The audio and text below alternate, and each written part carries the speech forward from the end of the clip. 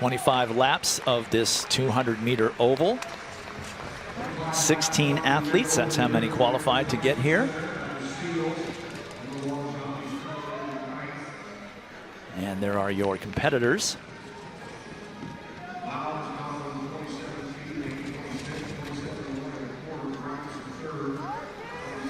So just for a moment, let me make one correction. Earlier I saw Javon Harrison talking to his coach, who I identified as Nick Peterson, who is the Florida jumps coach.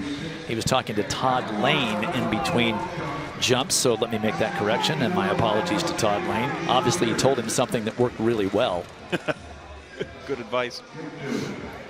So Kiptoo with the early lead here in the 5,000, and a decent pace as the field is stringing out nicely behind him.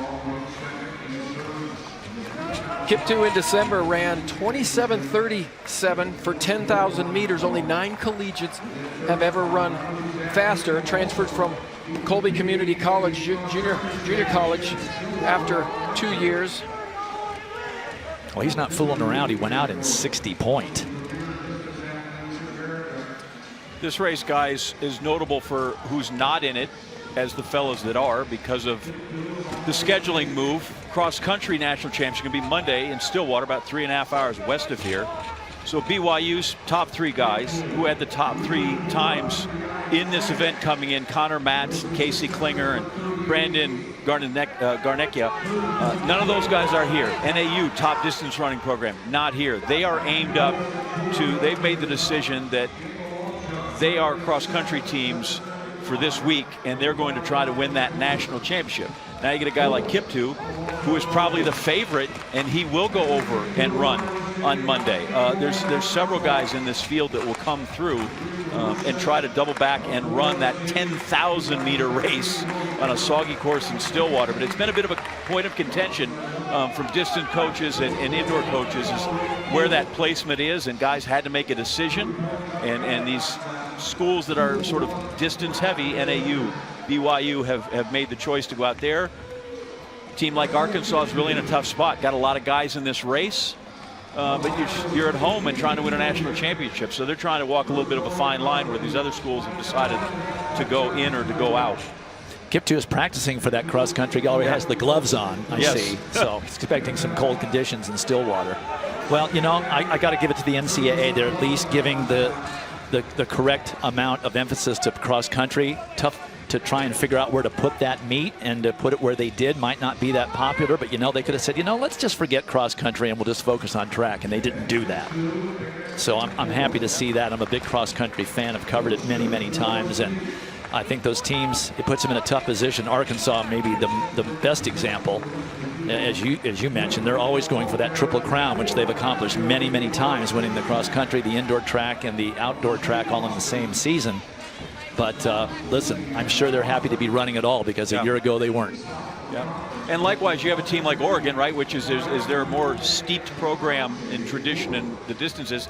And for the first time in almost 15, 16 years, the Ducks will not have a team at the National Cross Country Championships, which seems unthinkable. But Robert Johnson is, how do we maximize our potential of this team? And we maximize that by probably having a great chance to win here, as opposed to, are we a top 10 or a top 5 team outdoor and cross country? Well, and it's interesting talking to Robert Johnson, coach like Robert Johnson, and even Edric Floriel at Texas. And it's not just do we run our guys at cross country, it's do we continue to train for cross country? Because if you continue to train for cross country and put in all those high miles, 100, you know, sometimes 100-mile weeks for these guys, you don't do that during track and field season.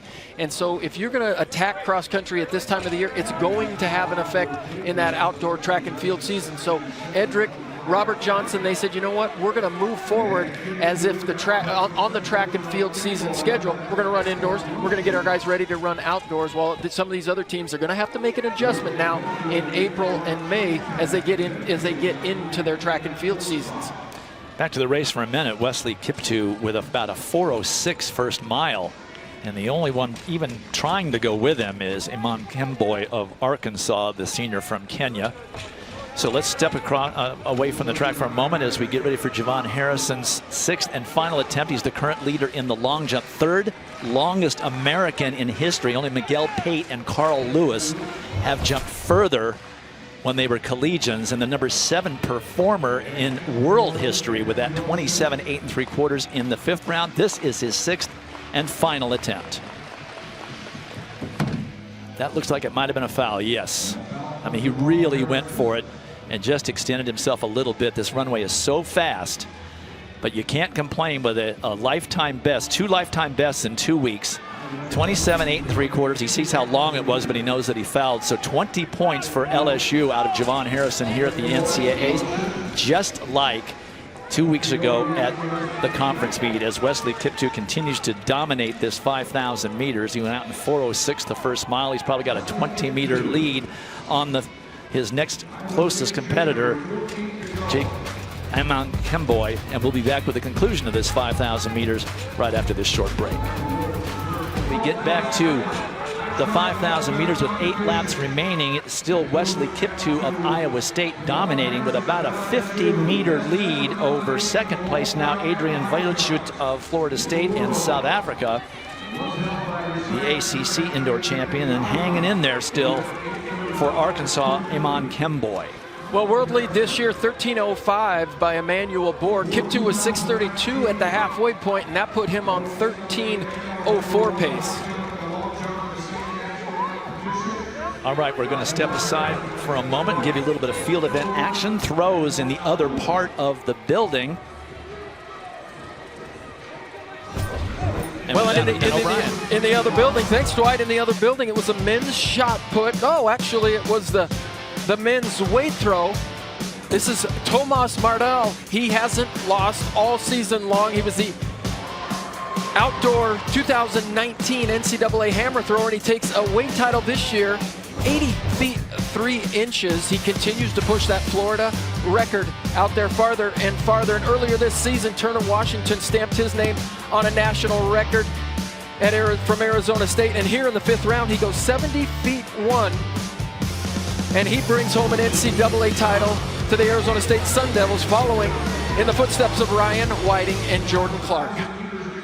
All right, back to the 5,000 with just 5 laps remaining, and Wesley Kiptoo of Iowa State is on meet record pace. That meet record by Lawi Lalang back in 2012, 13:25:11. He actually set the NCAA championship collegiate record, I should say, at 13:08:28 by finishing 2nd at the Milrose Games. That's the collegiate record, but the meet record 13:25:11. It appears Kiptoo is definitely going for it. Nice little warm-up for him for his cross-country championship competition next week in Stillwater, Oklahoma. Now 4 laps remaining for the Iowa State junior. And we were talking about the dilemma on cross-country Monday, but just to point out, 13 of the 16 runners in this field, Dwight, are running cross-country on Monday. The race is really for 2nd, 3rd, and 4th right now, about 75 meters back of Kiptoo.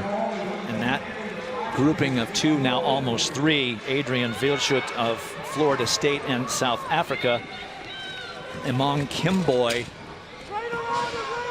of Arkansas, who is the senior, and then Eric Hamer of Colorado State. The senior has now moved into 3rd position and looks to be challenging for more.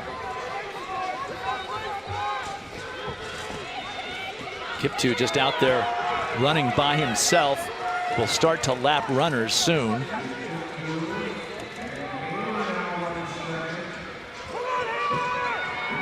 That's Colton Johnson of Washington State, who he's about to lap. 2 laps remaining for Kiptoo, just a 1/4 mile. If he runs under 63 seconds, he will get Lawi Lalang's meet record. Record that's been on the books for 9 seasons.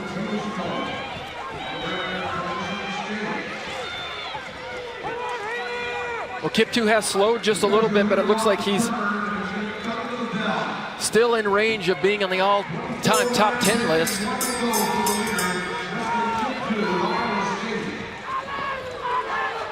Nice forward lean here. Even when he's tired, he continues to press. 13:25:11 is the time that he is chasing by Lawi Lalang of the University of Arizona from back in 2012.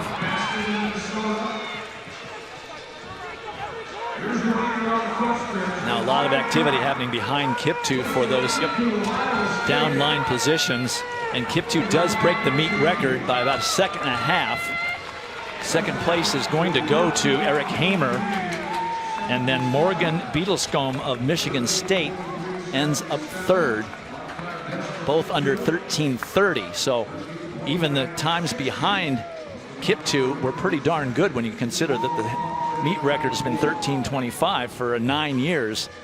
There were four others in the race who certainly could have challenged that, but it was Kiptoo from gun to finish line with a meet record, and he will be in Stillwater, Oklahoma, contesting the cross country national championships on Monday.